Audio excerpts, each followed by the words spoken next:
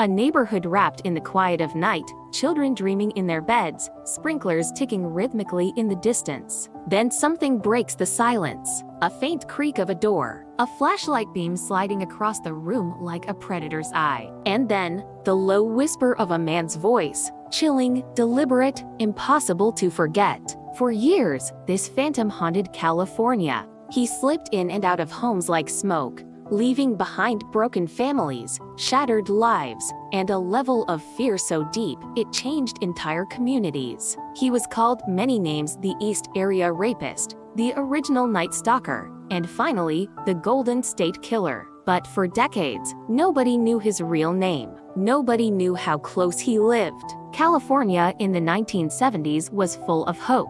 Young families filled the suburbs of Sacramento and Stockton, chasing dreams in neighborhoods where doors were left unlocked and kids played freely in the streets. It was supposed to be safe, but beneath that picture-perfect image lurked a predator who turned safety into illusion. He studied people's lives, learning their routines, their habits, the layout of their homes. He even knew what was inside their refrigerators. And when he came, it wasn't random. It was rehearsed. He thrived on the terror he could create. The nightmare started in 1976. Women alone, sometimes with children nearby, became his first victims. At first, people tried to tell themselves these were just burglaries, horrific, yes, but isolated.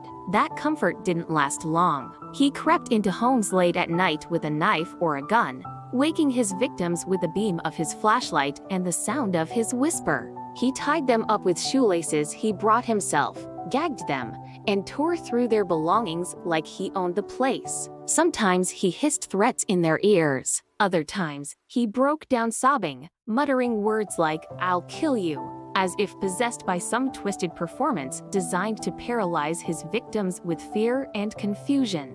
And then, his cruelty escalated. He began targeting couples. Husbands were forced face down on the floor, their hands tied tightly, plates stacked on their backs. And then came the whispered threat, "If I hear the plates move, I'll kill you." While the men lay helpless, frozen in silence, they listened to their wives being dragged into another room. The sound of muffled sobs, of footsteps pacing back and forth, and the constant, unbearable weight of those fragile plates. This was psychological torture at its most diabolical. Survivors never forgot it. Fear consumed Sacramento.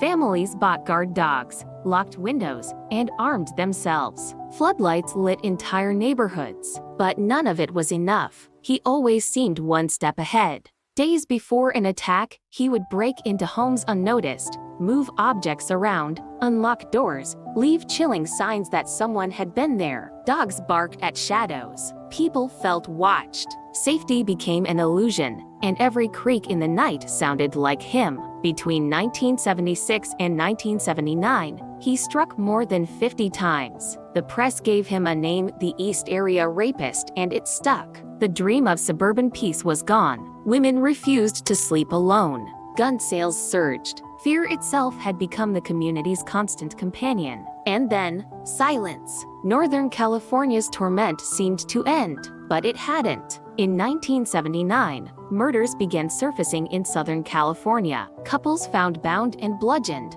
or shot in their own homes. The killer moved south, leaving bodies behind this time. The same methodical stalking, the same cruel control. He wasn't sparing lives. He was taking them. Police gave him a new name, the original Night Stalker, but they didn't yet know this was the same monster who had already terrorized Sacramento. The murders piled up. More than a dozen lives were lost. Families were destroyed. And yet the killer never slipped, never gave himself away. In those years, forensic science couldn't keep up with him. To many, he felt like something more than human, an unstoppable force. Rumors spread that he was a cop, a soldier, maybe even a neighbor watching from the shadows. By the mid-1980s, he vanished, but his victims couldn't. Survivors carried the scars, decades of sleepless nights, marriages strained or broken, the trauma of never feeling safe again. And detectives, some long retired, carried the guilt of an unsolved case that haunted them. They were chasing a ghost, but they refused to let the trail go cold. Then, finally, a crack in the darkness.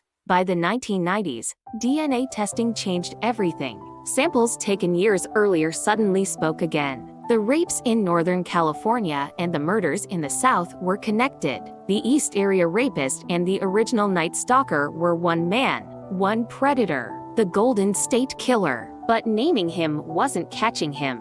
DNA alone couldn't match a ghost. For years, there was no face, no identity, only the knowledge that he was still out there. It wasn't until the mid-2010s that investigators tried something bold, something almost desperate: genetic genealogy. They used consumer DNA databases, comparing crime scene DNA to distant relatives, building family trees one branch at a time. It was controversial, it was experimental, but it worked. The trail led them to a quiet Sacramento suburb, to a man named Joseph James DeAngelo, a grandfather, a neighbor, a retired police officer who once patrolled the very streets he had terrorized. He was 72 years old, and he had been hiding in plain sight for decades. On April 24, 2018, detectives arrested him outside his home. The DNA matched perfectly. The Phantom finally had a name, and California's nightmare finally had an ending. The trial was unlike anything the state had ever seen. Survivors who had carried their silence for decades finally faced him. They stood in court and told their stories of marriages ruined, of children growing up with mothers who could never sleep, of lives defined by fear. Some broke down in tears. Others stood tall, their voices steady, staring at the man who once whispered in the dark. They told him, "You didn't break us." In July 2020, Joseph DeAngelo pled guilty to 13 murders. He admitted to dozens of rapes and burglaries he could no longer be charged for. He was sentenced to life in prison with no chance of parole. He would die behind bars, stripped of the control he once reveled in.